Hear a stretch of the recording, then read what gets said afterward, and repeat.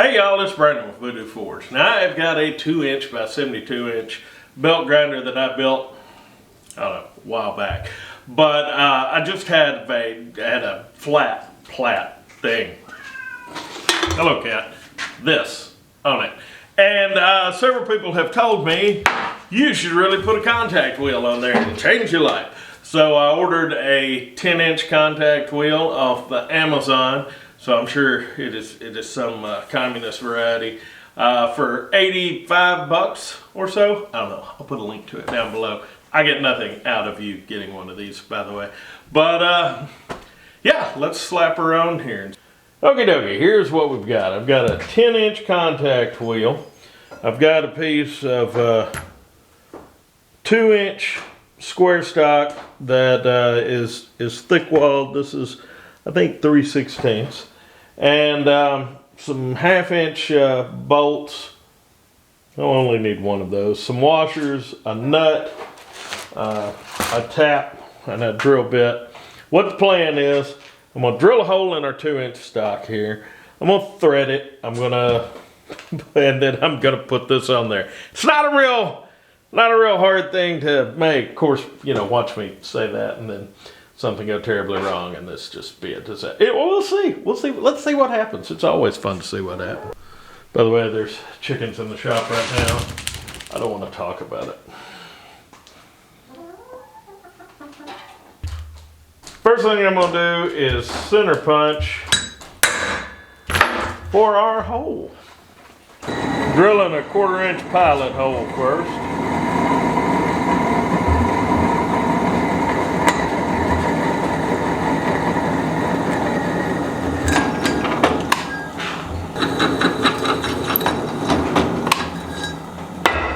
Every time I tap something, I get somebody who tells me that is not how you tap.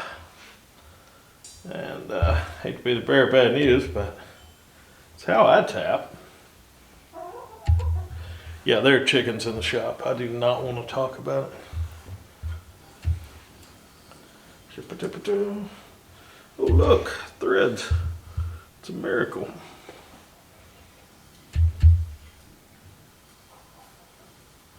By the way, I'm not insinuating that I am some sort of master of tapping by any means.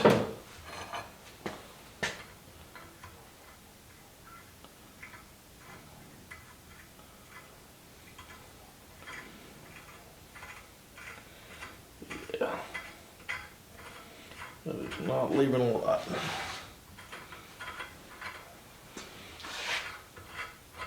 It'll work. It'll work. I'm confident. So I want to clean that cutting oil off of there, and there's one really easy way to do that.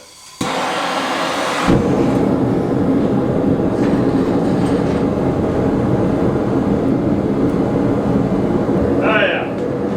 Yeah, that oil's off of there now. Might have been a little longer than I meant to leave that in there. Alright, so here we go. Got our wheel, putting a washer. I actually ground this washer down a little, but putting a small washer on either side of the wheel. I think 3 of these washers will be enough. And then we can start it on here. Now, trick is I've got to get the thread started in this nut, which is started. Yeah, all right. That wasn't too bad.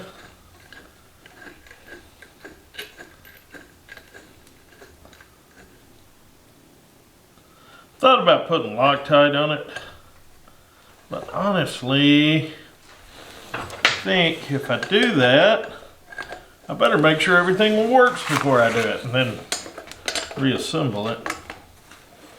Okay, so I can just barely, I've got 1 wrench that I can just barely get on this nut in here. Go, and that is too damn tight, and the wheel's not turning. Yay! There we go.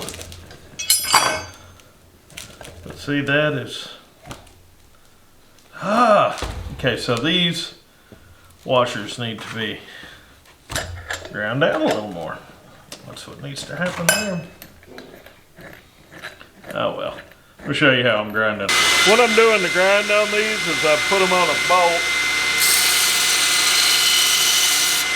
That way I can hold them.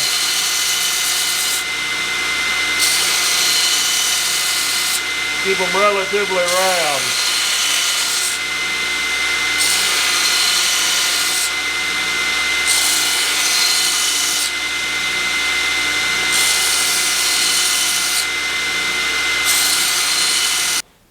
Here's what's going on. This washer was too big to sit down in here just against the bearing and was actually sitting against the wheel itself. So when the washers on both sides were compressed, it wasn't allowing this to turn on the bearing. So that's why we're grinding down this will give you an idea of how far down those washers had to be ground to fit. I checked, made sure these fit.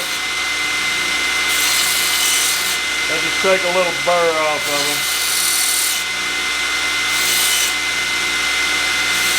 them. Now we got our ground washers.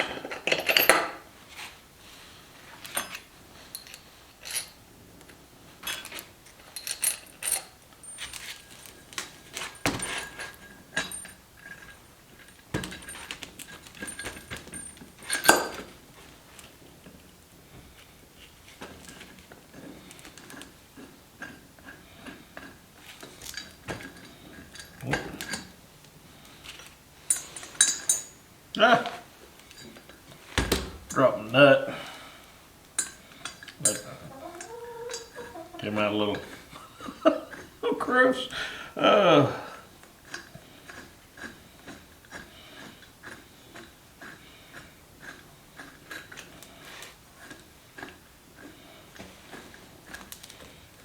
Okay.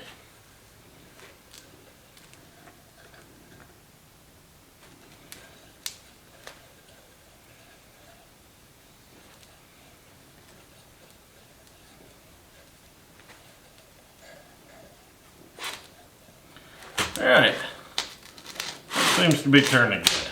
Now when I built this thing, I made it so that I could change this stuff out pretty easy.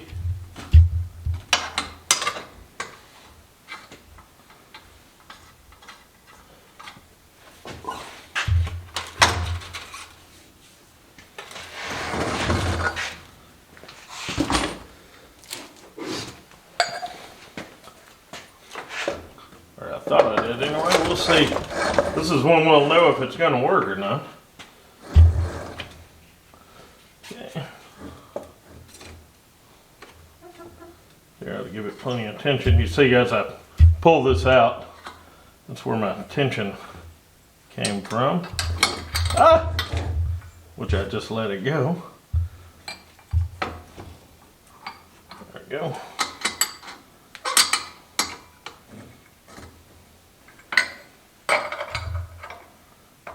I'll put I got a couple of videos of when I built this thing. I'll put a link to them in here somewhere, so you can watch that if you want to.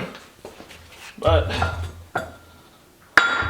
let's see if this works. Okie dokie.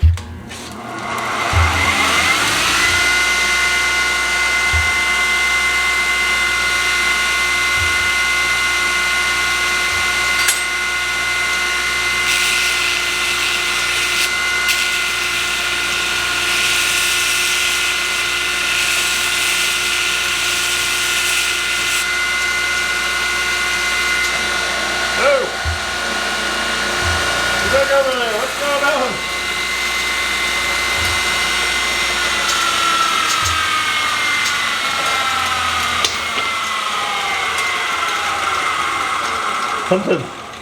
Something went wrong. That's what went wrong. Okay, we're gonna have to change this a little bit. I think I'm gonna have to put 2 nuts inside of this. That's why it's always fun right there. I'm trying not to cinch it down too tight because when I do, it won't turn. And I cannot get a wrench in there to tighten it down against where I threaded the tubing. So maybe this right here will work. Okay.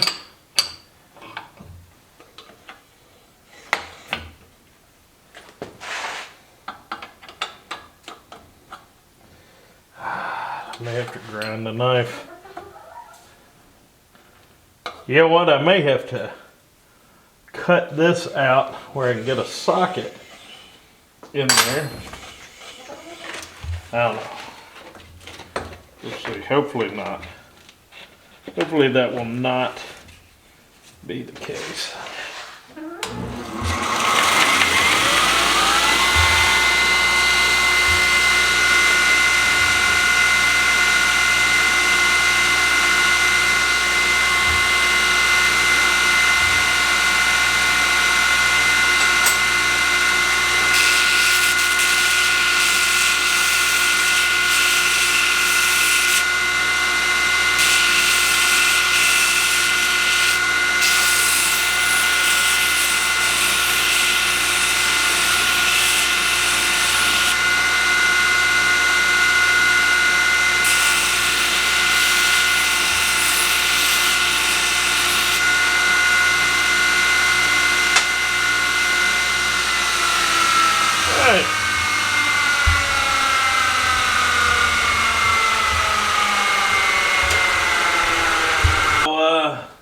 Yeah, this was not as easy as I thought it was going to be. I had to put two nuts on the end. I had to put two nuts in there. I had to put two nuts up there, snug them up against each other and make... Okay, so it wasn't as easy as I thought it was going to be, but got it done. And I used it, I don't know, a couple of hours last night, and I really like it. It works good on steel, works good on wood. I'm digging it. So I think I'm going to get several different sizes of contact wheels, and so I can try those out too, because they're not super expensive, so I guess I should have several pairs of them. All right, well, that's about it. What size contact wheels do you use on your grinders? What kind of work do you do?